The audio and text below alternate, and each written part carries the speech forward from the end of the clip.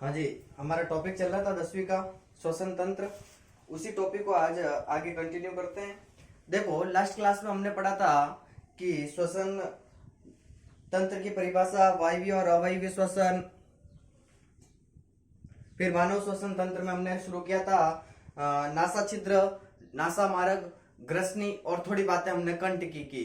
ठीक है, आज उन्हीं बातों को लेते हुए आगे चलते हैं। तो देखो, हमने लास्ट क्लास में कंठ पढ़ा था। कंठ में मैंने बताया था कि मनुष्य में जो ध्वनि उत्पादक यंत्र होते हैं वो कंठ होते हैं। ठीक है, कंठ दो प्रकार के होते हैं, वास्तविक कंठ और आभासी कंठ। वास्तविक कंठ से आवाज निकलती है, ये लचकदार होते हैं और इनका रंग सफेद होता है। जबकि आभासी कंठ है, इनसे आवाज नहीं निकलती है, ये लचकदार नहीं होते हैं और ये गुलाबी रंग के होते हैं। आगे कंठ की बात आती है। कंठ में क्या बात आती है, देखो सुनो। लैरिंक्स, जो नर का कंठ होता है, एक बात करेंगे हम नर की, एक बात करेंगे हम मादा की।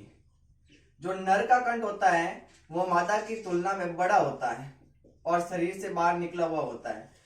नरों का कंठ या नर का कंठ मादा की तुलना में बड़ा होता है और शरीर से बाहर निकला हुआ होता है, दिखाई देता है। इसे टेटुआ या एडिमस एप्पल कहते हैं। क्या कहते हैं? टेटुआ या एडिमस एप्पल।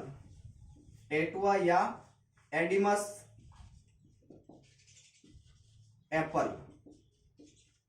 ठीक है, ये बात याद रखना कि नर का कंठ मादा की तुलना में बड़ा होता है, इसको टेटुआ या इंग्लिश में एडिमस एप्पल कहते हैं। ठीक है, ये बातें थोड़ी आपको याद होनी चाहिए। ठीक है, अब कंठ के बाद में आगे वाला टॉपिक आता है श्वास नली। देखो, कंठ के बाद में ये वाली जो पाइप आती है, इस पाइप को कहते हैं श्वास नली। ठीक है, ट्रेकिया, इंग्लिश में क्या कहते हैं? ट्रेकिया।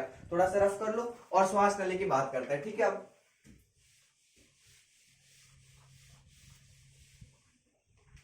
देखो, नेक्स्ट टॉपिक आता है श्वास नली। श्वास नली, ट्रेकिया कहते हैं इसे इंग्लिश में। श्वास नली के शीर्ष भाग पर तो पाया जाता है कंठ। देख लो आप डायग्राम में, शीर्ष भाग पर क्या पाया जाता है? कंठ, लैरिंक्स पाया जाता है।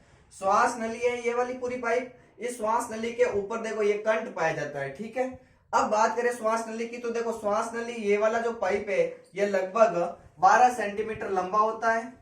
12 सेंटीमीटर लंबा होता है, पतला है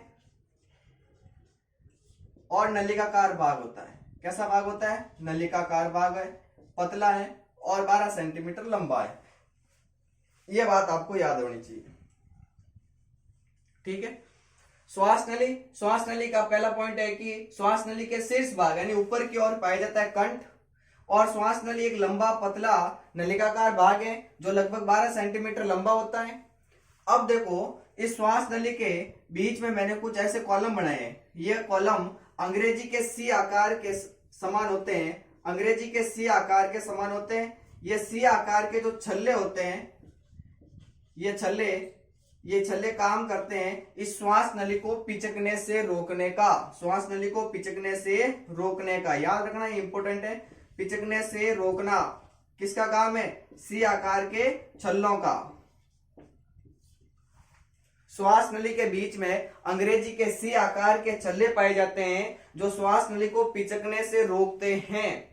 एग्जाम में प्रश्न आता है कि ये सी आकार के छल्ले कौन सी उपास्थि के बने होते हैं, तो आपका उत्तर होगा हाइलिन उपास्थि। कौन सी उपास्थि के बने होते हैं? ये हाइलिन उपास्थि। हाइलिन उपास्थि, ये बात याद रखनी है आपको। हाइलिन उपास्थि के बने होते हैं। श्वास नली में क्या क्या पढ़ा कि श्वास नली के शीर्ष भाग पर क्या पाया जाता है? कंठ पाया जाता है। लगभग 12 सेंटीमीटर लंबा एक नलिकाकार पतला भाग होता है। सी आकार के छल्ले पाए जाते हैं जिसका प्रमुख कार्य होता है श्वास नली को पिचकने से रोकना, और ये सी आकार के छल्ले हाइलिन उपास्थि के बने हुए होते हैं। ये बात आपको याद रखनी है। और क्या होता है श्वास नली के अंदर? तो श्वास नली के अंदर गोबलेट सेल, याद करो, गोबलेट सेल आपको और पढ़ाई थी एक जगह, या क्लस कोशिकाएं पाई जाती है। क्लस कोशिका, इन कोशिकाओं के कारण ये श्वास नली भी कैसी बनी रहती है? नम और चिकनी। श्लेष्मा स्रावित होता है इनसे। गोबलेट कोशिका या क्लस कोशिकाओं से क्या निकलता है? म्यूकस यानी श्लेष्मा निकलता है, जो श्लेष्मा इस श्वास नली को चिकना और नम बनाए रखता है।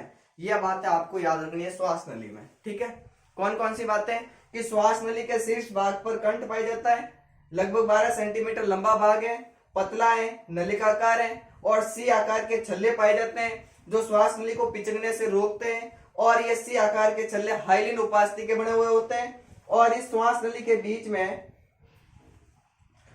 गोबलेट कोशिका या क्लस कोशिकाएं पाई जाती है जो श्लेष्मा स्रावित करती है, जिससे श्वास नली नम और चिकनी बनी रहती है।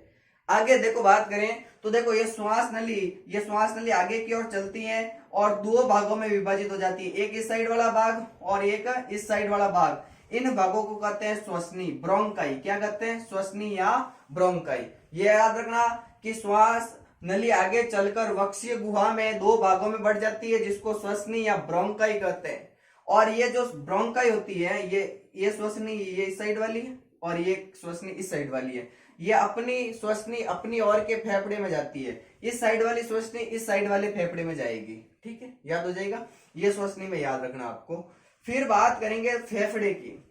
जो स्तनधारी है उनका मुख्य श्वसनांग फेफड़े यानी लंग्स होते हैं। लंग्स आपको डिटेल में पढ़ना है, नेक्स्ट वीडियो में हम लंग्स पढ़ेंगे। आज के लिए थैंक यू, धन्यवाद।